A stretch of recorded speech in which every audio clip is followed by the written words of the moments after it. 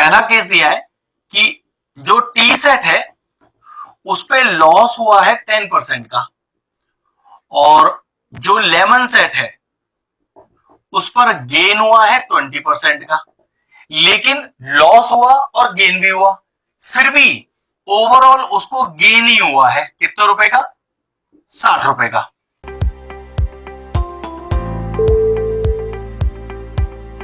Hello friends, आज हम topic discuss कर रहे हैं क्लास 10 से, और जो चैप्टर लिया है लीनियर इक्वेशन। एक बहुत ही शानदार क्वेश्चन है, एक यूनिक लेवल का। चलो मैं क्वेश्चन पढ़ता हूं। देखिए क्वेश्चन कह रहा है कि on selling a tea set at 10% loss and a lemon set at 20% gain, a shopkeeper gain 60 rupees. मतलब एक शॉपकीपर को टी सेट पे तो 10% का लॉस होता है और लेमन सेट पे 20% का गेन होता है, फिर भी उसे ओवरऑल गेन 60 रुपीज होता है। तो इस चीज को तो मैं लिख लेता हूं कि टी सेट पे कितना लॉस, लेमन सेट पे कितना गेन, तो लास्ट में टोटल गेन हुआ या लॉस, तो लिखा है गेन। तो कैसे है?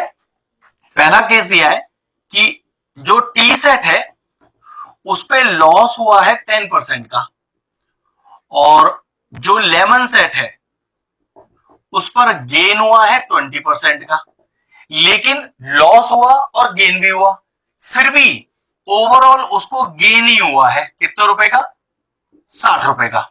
जबकि केस 2 क्या कहता है कि if he sell the tea set at 5% gain, मतलब अगर इस बार वो टी सेट को 5% गेन पर बेचे और लेमन सेट को 5% के लॉस पर, मतलब इस बार लेमन सेट पर 5% का लॉस हो रहा है, ही गेन ₹10, तो उसे 10 रुपए का फायदा होगा। Find the cost price of tea set and lemon set. तो फिर सेकंड केस क्या है वो भी लिख लेते हैं। सेकंड केस कह रहा है कि जो टी सेट है उस पर इस बार 5% का गेन हुआ, और जो लेमन सेट है उस पर 5% का हुआ लॉस, लेकिन फिर भी ओवरऑल जो गेन हुआ, कुल मिलाकर ऐसे कह सकते हैं कि कुल मिलाकर गेन, तो इधर जो कुल मिलाकर गेन हुआ वो हुआ 10 रुपए का।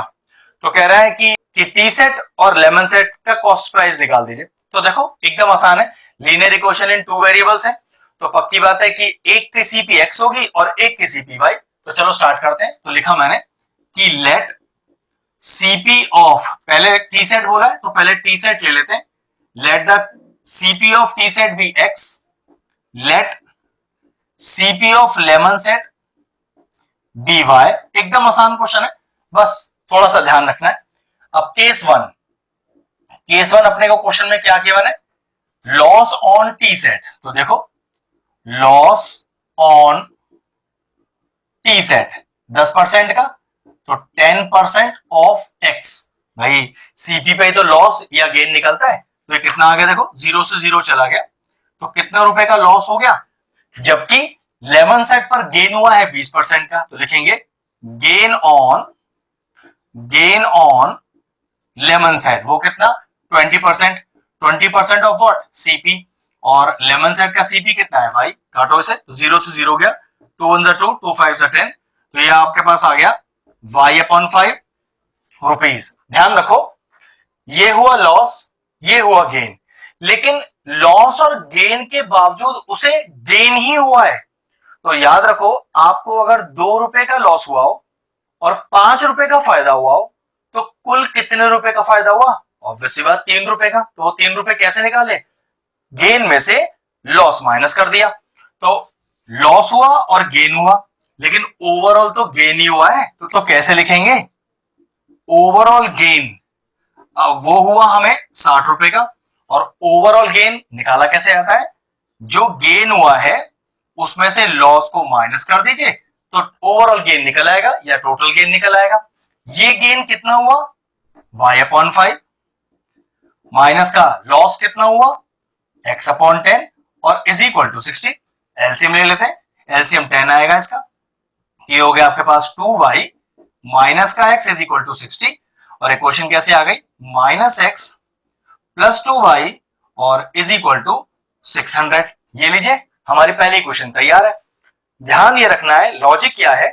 लॉजिक ये है कि टी सेट पर लॉस हुआ, लेमन सेट पर गेन हुआ, फिर भी ओवरऑल में गेन ही हुआ, तो ओवरऑल का गेन निकालेंगे कैसे? गेन माइनस लॉस, उससे इक्वेशन हमारी बन गई, और मेक इट इक्वेशन 1। अब केस 2 लेते हैं, बिल्कुल इसी तरह का ही केस है। चलिए देखिए केस 2 क्या कह रहा है हमसे। केस 2 कह रहा है कि इस बार टी सेट पर तो हुआ है गेन ऑन टी सेट, और टी सेट का गेन कितना है 5%। गेन हो या लॉस हो सब सीपी पे निकलता है, जो कि ये एक्स आपके पास कितना आ गया, देखो ये आ गया आपके पास एक्स अपॉन 20।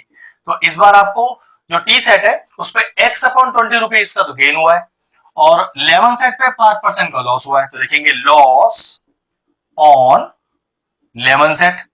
वो है तो 5% का ही, लेकिन निकलेगा किस पे, निकलेगा तो वो आपके सीपी पर, फिर कैंसिल आउट हो गया, फिर 20 आ गया, तो y अपॉन 20 रुपीज का इस बार हो गया लॉस। लेकिन ओवरऑल तो अभी भी गेन ही हुआ है, और ओवरऑल गेन निकाला कैसे आता है, पीछे वाला हमने क्या किया था कि ओवरऑल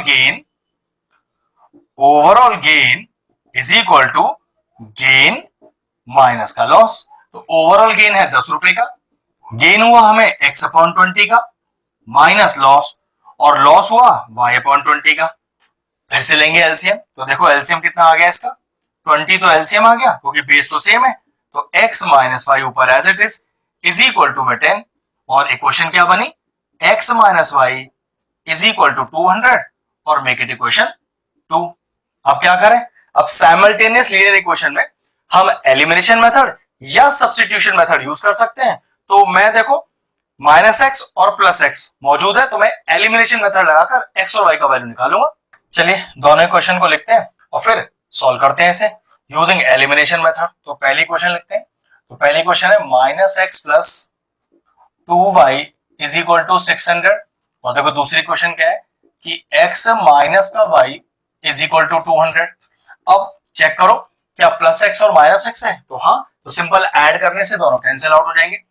तो 2y माइनस का y इज y, ऐड कर रहे हैं ना, और 600 प्लस 200 इज इक्वल टू 800, तो पता चला y का वैल्यू आ गया 800।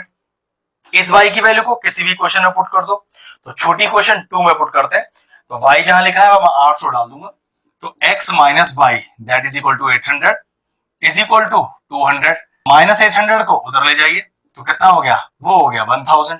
तो फाइनल आंसर कैसे लिखेंगे, therefore the CP of tea set जो कि x है, तो ये हो गया 100 रुपीज लगा दीजिएगा पीछे, and the CP of lemon set is y that is equal to 800 rupees. एक शानदार क्वेश्चन था, बस इसका ट्रिक याद रखना था, क्वेश्चन सॉल्व हो गया। अगर इस तरह के और इंटरेस्टिंग वीडियोस देखना चाहते हैं तो हमारे चैनल की प्लेलिस्ट में जाएं, वहां लीनियर इक्वेशन की सेपरेट प्लेलिस्ट बनी हुई है, वो प्लेलिस्ट मैं आपको एंड स्क्रीन में भी दे दूंगा, और सारे चैप्टर्स की प्लेलिस्ट के साथ जाके उन्हें भी चेक कर सकते हैं। ये क्वेश्चन फिनिश हुआ, वीडियो फिनिश करते हैं।